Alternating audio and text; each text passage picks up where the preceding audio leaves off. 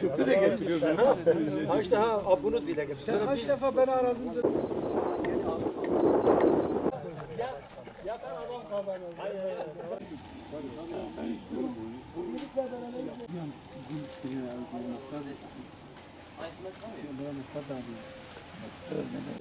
Ki arkadaşlar gazeteci ve şeylerimizdir. Şunu çekiyor. 4-5 tane köy buradayız, hep büyük böyle. Yani hepimiz aynı. Aynı Şeyleri çekiyor. Tamam. Yani ben o konuda hayvanım yok ki ben. Tamam, senin hayvanın yok. Bak, senin hayvanın yok, benim var. Senin komşunun hayvanları seni hasretmiyor mu? Köy genel olarak. Doğrudur yani. Hayvan geçtiği zaman toz kalkmaz. Şunu çekiyor. 4-5 tane köy buradayız, hep büyük böyle. Yani hepimiz aynı. Aynı Şeyleri çekiyor. Tamam. Bir köy varsa o da taziye veriyor. Bu köy varsa 4 tane, 1, 2, 3, 4 tane kurum burada. Evet, biz bugün Çeltikli köyündeyiz.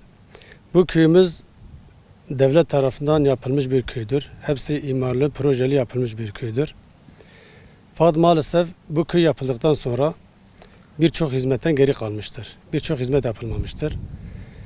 Duyduğumuz kadarıyla köyün su sıkıntısı vardı bugüne kadar.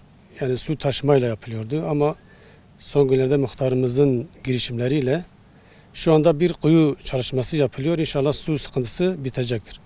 Fakat köylerimizin çoğu hayvancılıkla uğraştıkları için bu yolları görüyorsunuz. Bu yollar düzenli, nizamlı yapılmış yollardır. Ama maalesef ne asfaltı yapılmış, ne kilit taşı yapılmış, ne kaldırımı yapılmış. Bu yolların, bu sorunları ortadan kaldırılsa bu köyün görünümü bir şehrin görünümü kadar güzel olacaktır.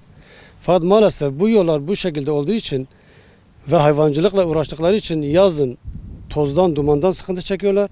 Kışın da çamurdan sıkıntı çekiyorlar. Köylümüz evin önünü yıkamak istediği zaman, yani toz bitsin diye suyla yıkadığı zaman maalesef çamur oluyor. Suyla yıkamadığı zaman tozdan, dumandan etkileniyor. Dolayısıyla bu sıkıntıları var. Yani diyor bu yollarımız ya asfaltlansın ya da kilit taşıyla yapılsın. Etrafında gördüğünüz gibi hayvan gübreleri toplanmış. Bunlar günlerce burada bekletiliyor. Maalesef toplanılmıyor. Etrafımızda 4 tane resmi kurum var. Köy odası, köy taziye evi, cami, sağlık ocağı, bir de okul var. Ve bu toplanan gübreler bu 4 resmi kurumun tam bitişinde. Evet. Maalesef bu da aşırı derecede bir kirliliğe sebep oluyor. Hani orada öğrenciler geliyor, millet gidiyor, namaz kılıyor. Taziye olduğu zaman dışarıdan gelen insanlar var. Köy odasında misafirler gelip konaklanıyor. Bu şekilde bu köyün izlenimine kötü bir izlenim katıyor. Biz diyoruz ki madem ki bu köy yapılmış, imarlı, düzenli yapılmış, yetkililer de gereken hizmeti yapsın. Köylerimiz bu hizmete kavuşsun. Yani bu köylerin yolları ya asfaltlandırılsın ya da kilitli taş yapılsın, kaldırımlar yapılsın. Köylerimiz de hayvanları gidip geldiğinde tozundan, kirinden fazla rahatsız olmasın. Ve biz biliyoruz ki bizim potansiyelimiz bunları yapmaya müsaittir. Maalesef yani yeter ki isteyelim. Bir söz vardır diyor, istemek yapabilmektir. Biz isteyelim çünkü halkımız bunların en güzeline layıktır. Biz buna inanıyoruz. Biz potansiyelimize de inanıyoruz. Halkımızın nelere layık olduğuna da inanıyoruz.